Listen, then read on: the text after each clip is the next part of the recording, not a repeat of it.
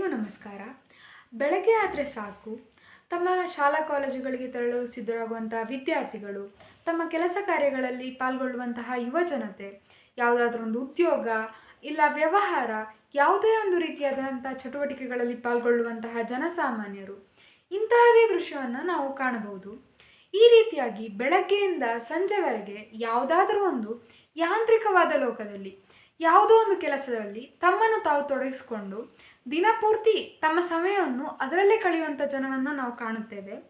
ಇಂತಹ ಪರಿಸ್ಥಿತಿಯಲ್ಲಿ ಈ ಕಾಲಘಟ್ಟದಲ್ಲಿ ಹೇಗಾಗಿದೆ ಅಂದರೆ, ನಮ್ಮ ಬಗ್ಗೆ ನಾವು ಅಂದರೆ ನಾನು ಯಾರು, ನನ್ನ ಗುರಿ ಏನು, ನಾನು ಏನನ್ನು ಮಾಡಬೇಕು ಅಂತ ಬಯಸ್ತೀನಿ, ನನ್ನ ಸಾಮರ್ಥ್ಯ ಏನು, ನಾನು ಏನು ಸಾಧನೆ ಮಾಡಬೇಕು ಅಂತ ಅಂದ್ಕೊಂಡಿದ್ದೀನಿ ಅನ್ನೋದ್ರ ಬಗ್ಗೆ ಯೋಚಿಸೋಕ್ಕೆ ನಮ್ಮಲ್ಲಿ ಕಿಂಚಿತ್ತೂ ಸಮಯ ಇಲ್ಲ ಅಂತಲೇ ಹೇಳ್ಬೋದು. ಈ ರೀತಿಯಾಗಿ ಯಾವುದೋ ದುಡಿಮೆಗೋಸ್ಕರ ಆಗಿರ್ಬೋದು, ಇಲ್ಲ ಏನೋ ಒಂದು ಕೆಲಸ ಮಾಡಬೇಕು ಅಂತಲೇ ಆಗಿರ್ಬೋದು, ಯಾವುದೋ ಒಂದು ಯೋಚನೆಯೊಂದಿಗೆ ನಾವು ಇಡೀ ದಿನ ಯಾವುದೋ ಒಂದು ಕೆಲಸದಲ್ಲಿ ನಿರತರಾಗಿರ್ತೇವೆ ಹೊರತು ನಮ್ಮ ನಿಜವಾದ ಆಸೆ ಏನು, ನಾವೇನನ್ನು ಸಾಧಿಸಬೇಕು ಅನ್ನೋದ್ರ ಕಡೆ ಅಷ್ಟಾಗಿ ಯೋಚನೆ ಮಾಡೋದೇ ಇಲ್ಲ ಅಂತಲೇ ಹೇಳ್ಬೋದು. ಈ ರೀತಿಯಾಗಿ ಯಾವುದೋ ಒಂದು ಗುರಿ ಅಥವಾ ಏನೋ ನಮ್ಮ ಬಗ್ಗೆನೇ ನಾವು ಸರಿಯಾಗಿ ತಿಳಿದುಕೊಳ್ಳದೆ ಏನಾದರೂ ಸಾಧನೆ ಮಾಡ್ತೀವಿ ಅಂದರೆ ಅದು ಸಾಧ್ಯನಾ? ಖಂಡಿತ ಇಲ್ಲ ಅಂತಲೇ ಹೇಳ್ಬೋದು. ನಾನು ಯಾರು ಅಂತಲೇ ಅರ್ಥಕೊಳ್ಳದೆ, ನನ್ನ ಸಾಮರ್ಥ್ಯ ಏನು ಅಂತಲೇ ಗೊತ್ತಿಲ್ಲದೆ ಏನಾದರೂ ಸಾಧನೆ ಮಾಡೋಕ್ಕೆ ಹೇಗೆ ಸಾಧ್ಯ? ಅಷ್ಟೇ ಅಲ್ಲದೆ ನಾನು ಮಾಡ್ತಿರೋ ದಾರಿ ನಾನು ಹೋಗ್ತಿರೋ ದಾರಿ ಅಥವಾ ನಾನು ಮಾಡ್ತಿರೋ ಕೆಲಸ ನಾನೇನಾದರೂ ಸಾಧನೆ ಮಾಡಬೇಕು ಅನ್ನೋದ್ರ ಕಡೆ ಪೂರಕವಾಗಿ ಕರ್ಕೊಂಡು ಹೋಗ್ತಿದ್ಯಾ ಇಲ್ಲ ಅನ್ನೋದ್ರ ಬಗ್ಗೆ ಯೋಚನೆ ಮಾಡದೆ ಏನಾದರೂ ಸಾಧಿಸೋಕ್ಕೆ ಸಾಧ್ಯನೇ ಇಲ್ಲ ಅಂತ ಹೇಳ್ಬೋದು. ಈ ನಿಟ್ಟಿನಲ್ಲಿ ಯೋಚನೆ ಮಾಡ್ತಿರುವಾಗ ನಮಗೆ ನಾವು ಸಮಯ ಕೊಟ್ಕೊಳ್ಳೋದು, ನಮ್ಮ ಬಗ್ಗೆ ನಾವು ಜಾಸ್ತಿ ತಿಳ್ಕೊಳ್ಳೋದು ತುಂಬಾ ಮುಖ್ಯ ಅಂತ ಅನ್ನಿಸ್ತು. ಅಂತಹದೇ ಸಮಯದಲ್ಲಿ ನನಗೆ ದೊರಕಿದಂಥ ಒಂದು ಪುಸ್ತಕ ಅಂದರೆ ನಾನು ಯಾರು ಅನ್ನುವಂತಹ ಪುಸ್ತಕ. ಈ ಪುಸ್ತಕವನ್ನು ಶ್ರೀರಾಮಕೃಷ್ಣ ಆಶ್ರಮ, ಯಾದವಗಿರಿ, ಮೈಸೂರು ಅವರು ಪ್ರಕಟಿಸಿದಂಥ ಪುಸ್ತಕ ಆಗಿದೆ.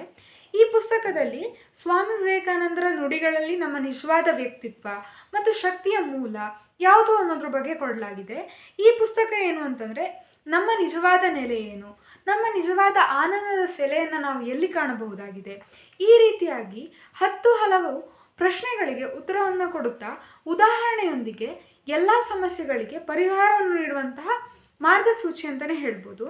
ಈ ಪುಸ್ತಕ ಓದೋದ್ರ ಮೂಲಕ ನಾನು ಯಾರು ಅಂತ ತಿಳ್ಕೊಳ್ಳೋದ್ರೊಂದಿಗೆ ನಮ್ಮ ಸಾಧನಾ ಪಥದಲ್ಲಿ ಇನ್ನಷ್ಟು ಮುಂದೆ ಸಾಗಲು ಮತ್ತು ಇನ್ನಷ್ಟು ಸಾಧನೆ ಮಾಡಲು ಪ್ರೇರಣೆಯನ್ನು ಕೊಡುವಂತಹ ಪುಸ್ತಕ ಇದಾಗಿದೆ ಅಂತಲೇ ಹೇಳ್ಬೋದು.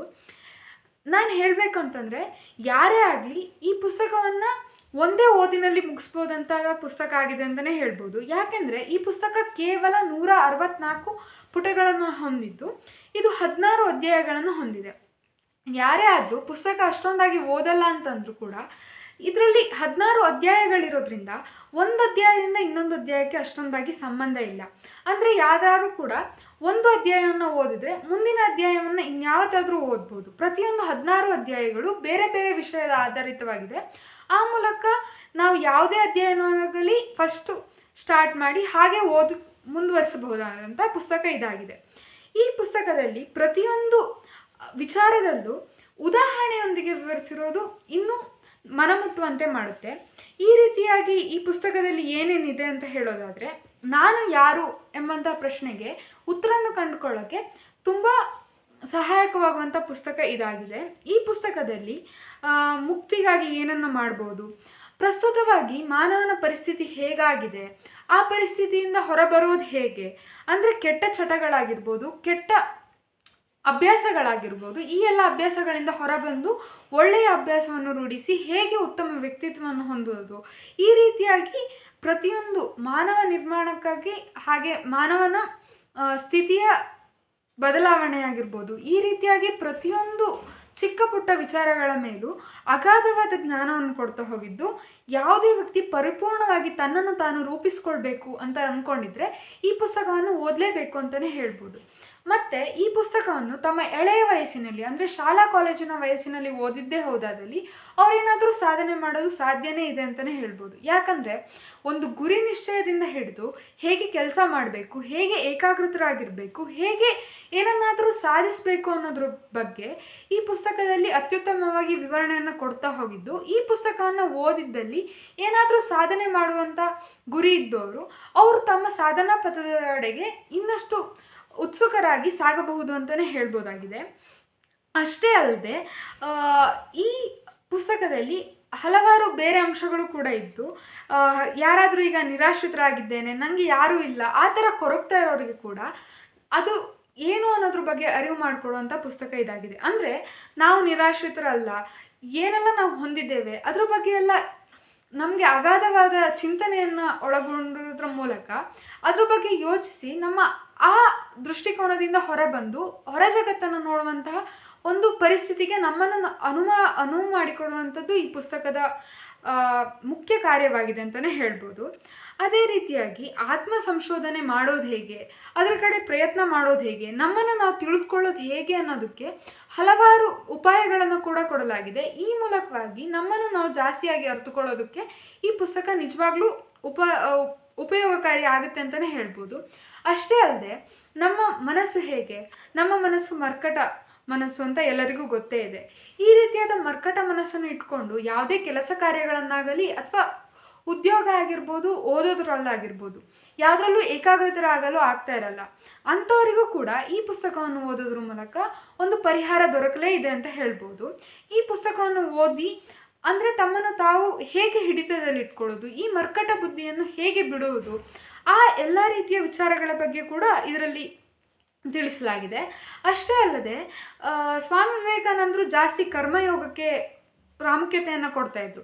ಆ ರೀತಿಯಾಗಿ ಸ್ವಾಮಿ ವಿವೇಕಾನಂದರು ಏನು ಹೇಳ್ತಾರೆ ಕರ್ಮಯೋಗದ ಬಗ್ಗೆ, ಆತ್ಮವನ್ನು ಹೇಗೆ ಪರಿವರ್ತನೆ ಮಾಡ್ಕೊಳ್ಳೋದು, ಈ ರೀತಿಯಾಗಿ ಹಲವಾರು ವಿಚಾರಗಳು, ಎಲ್ಲ ವಿಚಾರಗಳು ವಿವೇಕಾನಂದರ ವಿಚಾರಧಾರೆಗಳನ್ನು ಆಧಾರವಾಗಿಟ್ಟುಕೊಂಡೇ ಬರೆಯಲಾಗಿದೆ. ಆ ಎಲ್ಲ ವಿಚಾರಗಳು ಅವ್ರು ಏನು ಹೇಳಿದರು ಕರ್ಮಯೋಗದ ಬಗ್ಗೆ, ಅದ್ರ ಬಗ್ಗೆ ಎಲ್ಲ ತುಂಬ ಚೆನ್ನಾಗಿ ವಿವರಣೆಯನ್ನು ಕೊಟ್ಟಿದ್ದು, ಯಾವ ರೀತಿಯಾಗಿ ನಾವಿರಬೇಕು, ಯಾವ ರೀತಿಯಾಗಿ ಒಂದು ಮನುಷ್ಯ ತನ್ನ ಜೀವನವನ್ನು ನಡೆಸಬೇಕು ಅನ್ನೋದ್ರ ಬಗ್ಗೆ ಸಂಪೂರ್ಣವಾದ ಮಾಹಿತಿಯನ್ನೇ ನೀಡಲಾಗಿದೆ ಅಂತಲೇ ಹೇಳ್ಬೋದು. ಅಷ್ಟೇ ಅಲ್ಲದೆ ಜ್ಞಾನಕ್ಕಾಗಿ ನಮ್ಮನ್ನು ನಾವು ಹೇಗೆ ಪಳಗಿಸ್ಕೊಳ್ಬೇಕು, ಒಂದು ಜ್ಞಾನ ಪಡಿಬೇಕು ಅಂದರೆ ಯಾವ ರೀತಿಯಾಗಿ ನಮ್ಮನ್ನು ನಾವು ತೊಡಗಿಸ್ಕೊಳ್ಬೇಕು, ಯಾವ ರೀತಿಯಾಗಿ ಓದಬೇಕು, ಯಾವ ರೀತಿಯಾಗಿ ನಮ್ಮ ದಿನಚರಿ ಇರಬೇಕು, ಎಲ್ಲದರ ಬಗ್ಗೆ ಕೂಡ ಇದರಲ್ಲಿ ಸಂಕ್ಷಿಪ್ತವಾಗಿ ಸರಳವಾಗಿ ವಿವರಣೆಯನ್ನು ಕೊಟ್ಟಿರೋದ್ರಿಂದ ಯಾರೇ ಆಗಿರ್ಬೋದು, ಯಾರೇ ಓದಿದ್ರೂ ಕೂಡ ಸರಳವಾಗಿ ಇರೋದ್ರಿಂದ ಎಲ್ಲರಿಗೂ ಅರ್ಥವಾಗುವಂಥ ಭಾಷೆಯಲ್ಲೇ ಇದಾಗಿದೆ ಅಂತ ಹೇಳ್ಬೋದು. ಈ ರೀತಿಯಾದ ಸರಳ ಭಾಷೆಯಲ್ಲಿರೋದ್ರಿಂದ ಪ್ರತಿಯೊಬ್ಬರ ಮನ ಮುಟ್ಟೋದಂತೂ ಸಹಜ ಅಂತಲೇ ಹೇಳ್ಬೋದು. ಅಷ್ಟೇ ಅಲ್ಲದೆ ತಮ್ಮ ಬಗ್ಗೆ ತಾವು ಯಾಕೆ ಚಿಂತನೆ ಮಾಡಬೇಕು, ತಮಗೆ ತಾವು ಸಮಯ ಕೊಟ್ಕೊಳ್ಳೋದು ಯಾಕೆ ಅತ್ಯಗತ್ಯ, ನಾವು ನಮ್ಮ ಜೊತೆ ನಮ್ಮ ಸಮಯವನ್ನು ಕಳೆದಾಗ ಏನಾದರೂ ಚಿಂತನೆ ಮಾಡಿದಾಗ ಏನಾಗುತ್ತೆ, ಅದರಿಂದ ಆಗುವ ಲಾಭಗಳೇನು, ಈ ಥರ ಮಾಡೋದು ಯಾಕೆ ಅತ್ಯಗತ್ಯ, ಎಲ್ಲದರ ಬಗ್ಗೆ ಕೂಡ ಮಾಹಿತಿಯನ್ನು ಕೊಟ್ಟಿದ್ದು ನಮ್ಮನ್ನು ನಾವು ಅರಿತುಕೊಳ್ಳೋದು ಹೇಗೆ ಅನ್ನೋದಕ್ಕೆ ಪರಿಪೂರ್ಣವಾದ ಕೈಗನ್ನಡಿ ಥರ ಈ ಪುಸ್ತಕ ಇದೆ ಅಂತಲೇ ಹೇಳ್ಬೋದು. ಅಷ್ಟೇ ಅಲ್ಲದೆ ರಾಷ್ಟ್ರೀಯ ಹಿತಾಸಕ್ತಿಯ ಬಗ್ಗೆ ಆಗಿರ್ಬೋದು, ಆ ರೀತಿಯಾದ ಪ್ರತಿಯೊಂದು ವಿಚಾರಗಳ ಬಗ್ಗೆಯೂ ಈ ಪುಸ್ತಕದಲ್ಲಿ ವಿವರಣೆಯನ್ನು ಕೊಟ್ಟಿದ್ದು, ಈ ಪುಸ್ತಕದಲ್ಲಿ ಒಂದು ಮನುಷ್ಯ ಅಂತ ಹೇಳಿದ್ರೆ ಅವನಿಗೆ ಪರಿಪೂರ್ಣವಾದ ಜೀವನವನ್ನು ನಡೆಸೋಕ್ಕೆ, ಪರಿಪೂರ್ಣ ವ್ಯಕ್ತಿತ್ವವನ್ನು ಹೊಂದೋಕ್ಕೆ ಯಾವೆಲ್ಲ ಅಂಶಗಳು ಬೇಕು, ಆ ಎಲ್ಲ ಅಂಶಗಳ ಪರಿಪೂರ್ಣ ಚಿತ್ರಣ ಈ ಪುಸ್ತಕ ಅಂತ ಹೇಳ್ಬೋದು. ಯಾವುದಾದ್ರು ಒಂದೆರಡು ವಿಷಯದ ಬಗ್ಗೆ ಈ ಪುಸ್ತಕದಲ್ಲಿದೆ ಅಂತಲ್ಲ, ಒಂದು ವ್ಯಕ್ತಿ ತನ್ನ ವ್ಯಕ್ತಿತ್ವ ನಿರ್ಮಾಣ ಮಾಡೋದಕ್ಕೆ ಯಾವ್ಯಾವ ರೀತಿಯಾಗಿರಬೇಕು ಅಂತ ಸ್ವಾಮಿ ವಿವೇಕಾನಂದರು ಕನ್ಸ್ಕೊಂಡಿದ್ರು, ಅವ್ರು ಯಾವ ರೀತಿಯಾದ ಬೋಧನೆಯನ್ನು ಮಾಡ್ತಿದ್ರು, ಆ ಎಲ್ಲ ಬೋಧನೆಗಳನ್ನು ಸರಳ ಭಾಷೆಯಲ್ಲಿ ಸಂಕ್ಷಿಪ್ತವಾಗಿ ಚಿಕ್ಕದಾಗಿ ಚೊಕ್ಕದಾಗಿ ಈ ಪುಸ್ತಕದಲ್ಲಿ ಕೊಟ್ಟಿದ್ದಾರೆ ಅಂತಲೇ ಹೇಳ್ಬೋದು. ಆ ರೀತಿಯಾಗಿ ನಮ್ಮನ್ನು ನಾವೇ ಸ್ವಯಂ ಚಾಲಿತರನ್ನಾಗಿಸೋದು ಹೇಗೆ, ನಮ್ಮಿಂದನೇ ನಾವು ಹೇಗೆ ಸಾಧನೆಯನ್ನು ಮಾಡೋದು, ಬೇರೆದ್ರ ಮೇಲೆ ಅವಲಂಬಿತರಾಗಿರೋದನ್ನ ಹೇಗೆ ತಪ್ಪಿಸೋದು, ಆ ರೀತಿಯಾದ ಎಲ್ಲ ವಿಚಾರಗಳನ್ನು ಹೇಳಲಾಗಿದೆ. ಅಷ್ಟೇ ಅಲ್ಲದೆ ದೊಡ್ಡ ದೊಡ್ಡ ವಿಚಾರಗಳು, ಪುರಾಣ, ಇದರ ಪುಸ್ತಕದಲ್ಲಿ ಓದಿ ತಿಳ್ಕೊಳ್ಬೋದು ಅಂತ ಕೆಲವೊಬ್ರು ಅಂದ್ಕೊಂಡಿರ್ತಾರೆ ಕೆಲವೊಂದು ವಿಷಯಗಳನ್ನು. ಆ ರೀತಿಯಾದ ವಿಷಯಗಳಾದ ಮುಕ್ತಿ, ಸಾಧನ, ಆ ರೀತಿಯಾದ ವಿಷಯಗಳನ್ನು ಕೂಡ ಈ ಪುಸ್ತಕದಲ್ಲಿ ಸರಳವಾದ ಭಾಷೆಯಲ್ಲಿ ಹೇಳಿದ್ದು ಯಾರು ಕೂಡ ಅರ್ಥ ಮಾಡ್ಕೊಳ್ಳೋ ಅಂಥ ಸಾಮರ್ಥ್ಯವನ್ನು ಹೊಂದಿದೆ. ಆ ನಿಟ್ಟಿನಲ್ಲಿ ನೋಡೋದಾದರೆ ಈ ಪುಸ್ತಕವನ್ನು ಪ್ರತಿಯೊಬ್ಬರೂ ಓದಲೇಬೇಕು ಅಂತ ಹೇಳ್ಬೋದು. ಈ ಪುಸ್ತಕವನ್ನು ಓದೋದ್ರ ಮೂಲಕ ಏನಾದರೂ ಸಾಧಿಸೋಕ್ಕೆ ಸಾಧ್ಯ ಇದೆ ಅಂತಲೇ ಹೇಳ್ಬೋದು. ಮೊದಲೇ ಹೇಳಿದಾಗೆ ಈ ಪುಸ್ತಕದಲ್ಲಿರುವಂಥ ಪುಟಗಳ ಸಂಖ್ಯೆನೂ ಕಡಿಮೆ ಆಗಿರೋದ್ರಿಂದ ಓದೋಕ್ಕೆ ಆಗಲ್ಲ ಅಂತಲೇ ಇಲ್ಲ.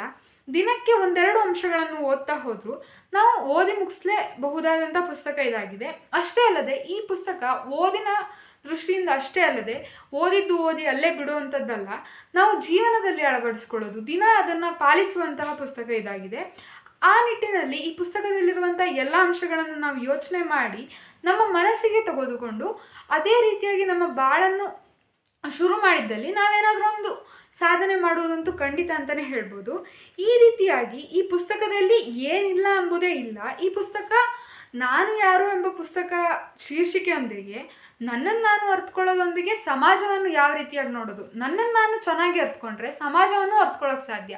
ನನ್ನನ್ನೇ ಅರಿಯೋದು ನಾನು ಯಾವುದಾದ್ರೂ ಸಮಾಜವನ್ನಾಗಿರಲಿ ಅಥವಾ ಯಾವುದೇ ಕೆಲಸವನ್ನಾಗಿರಲಿ ಹೇಗೆ ಅರ್ಥಕೊಳ್ಳೋಕೆ ಸಾಧ್ಯನೇ ಇಲ್ಲ ತಾನೆ.